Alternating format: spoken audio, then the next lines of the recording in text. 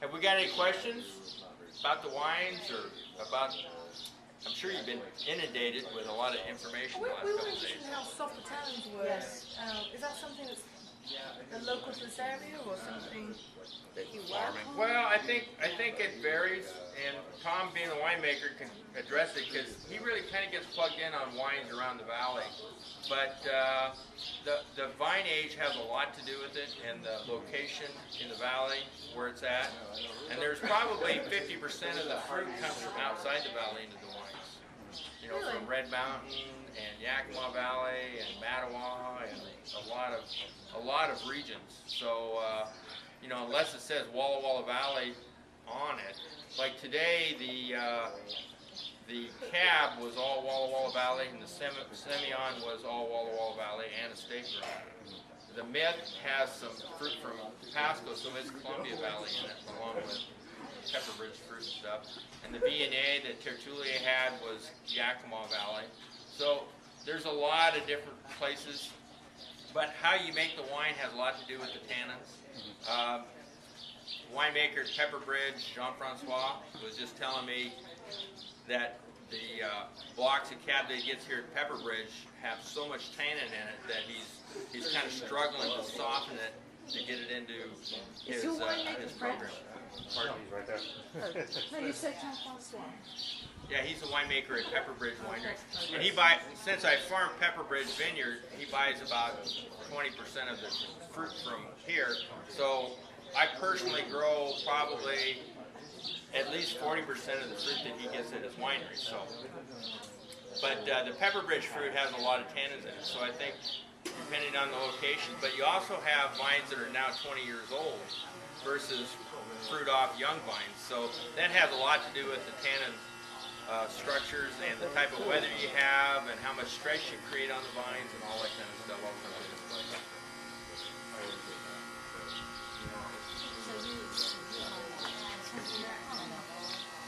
No, Tom owns Balboa Winery.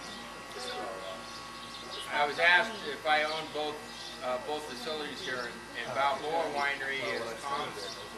And so Tom started making wine for Beresan in 2001, and he was working for, came from LaCole, and he went to work at what is now Corliss Estates downtown, and then Ash Hollow.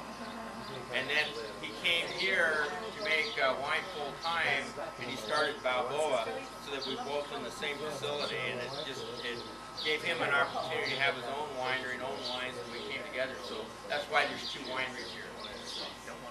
But it works well. Tom and I have been working together for almost 10 years now, so it's been a good deal. And then he was at LaCole starting in 1998, and I deliver a lot of fruit to LaCole. So. But this year is kind of turning out to be an interesting year. In March, we were looking at where we were at in terms of plant development, in other words, the bud swelling and where we were in relationship to normal. And in March, we were at least 2 weeks, if not 3 weeks ahead of normal because of the type of easy winter we had. We didn't have a lot of rain, and it was mild temperatures, and the plants were really starting to move forward. And then all of a sudden, someone flipped the switch, and we went into the cool mode, and now we're almost 10 days behind normal. So we went from being 2 weeks ahead of normal to 10 days below, behind normal. So you just never know. The only thing is, once you get to about July, it's going to be hot, and things aren't going to change a lot. I mean, it's not like we have time to catch up. So we are in a scenario where we need a long fall, which, you know, we were pretty much the same last year. We were about a week later last year than normal. So every year's different, and the only thing we know is we're gonna have cool, wet springs, and we're gonna have long, hot, dry summers.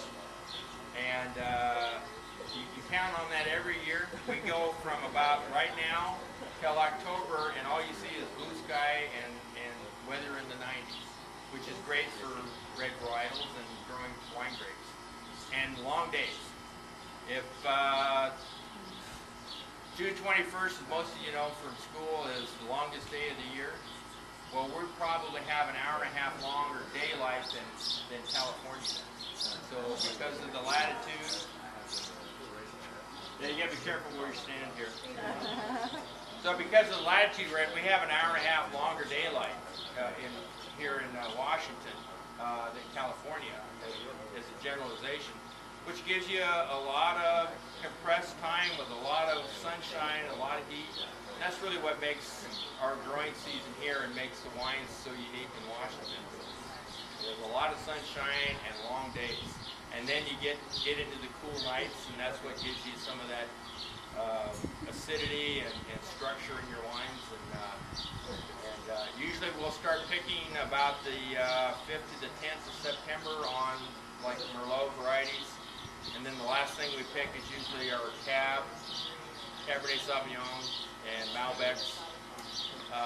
So as varieties here, between Tom and I, we do Merlot, Cabernet Sauvignon, Syrah, Cabernet Franc, Malbec, Carmenere, Deep Verdot, Tempranillo, Sangiovese, Semillon, Riesling, Malbec Rosé.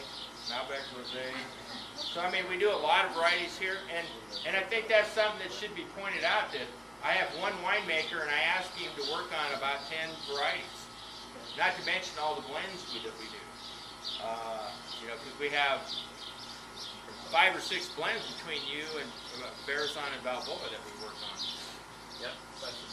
So, I have a question. The guy at Woodward Canyon was talking about the climate change and things that he's, anticipating. And then, are you noticing? I mean, obviously you're in a different area. Are you noticing anything that you're preparing for, or making contingency for, or doing things differently? well, I'll just give you a perspective. You got to be careful about just buying in automatically that we're in a climate change scenario. In my very short lifetime, I was born in the early 50s, and I went from when we had 3 feet of snow every winter as a kid, and all winter long, cold, snow. Here in Walla Walla. Here in Walla Walla, I mean, we had tunnels that we used to make out to igloos in our yard. And that was in the 50s and in the 60s. And then in the 70s, it started, we actually had warnings of climate change, of global cooling in the 70s. Well, it never really happened, other than it did stay cooler. But we didn't have the severe winters because of El Nino and all that kind of stuff. And then in the 80s, we went to really warm cycles. 80s, 90s, very warm, not a lot of frost problems, long seasons, hotter than normal temperatures.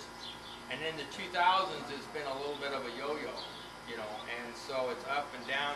So in that period of time, it's been nothing but all over the board, but it's all cycles of going from a lot of snow to cool, wet, to hot, dry. So I mean, it's cycles, and it's kind of somewhat normal. If you go back into the 30s and 40s, they had hot, dry summers there. That's where some of the original records for the heat, high temperatures. In 1955, I believe, this valley froze out because in November it was 25 below in November, and they were still picking apples on the tree, and it killed every fruit tree in the valley here. In fact, there was a grape industry in the 30s and 40s here in the valley in the 50s, and that basically took it out, along with the fact that there just wasn't enough money being made in it. But there was a wine grape industry back then. But the climate's been all over the board, and I just personally, I've seen it evolve over time. So when they say it's going to change, I have no doubt it's going to change, but I don't know that it's going to be something. Yes. It is. The time has arrived for us all. So the time is going to change. We are moving on. All right, for parting gift,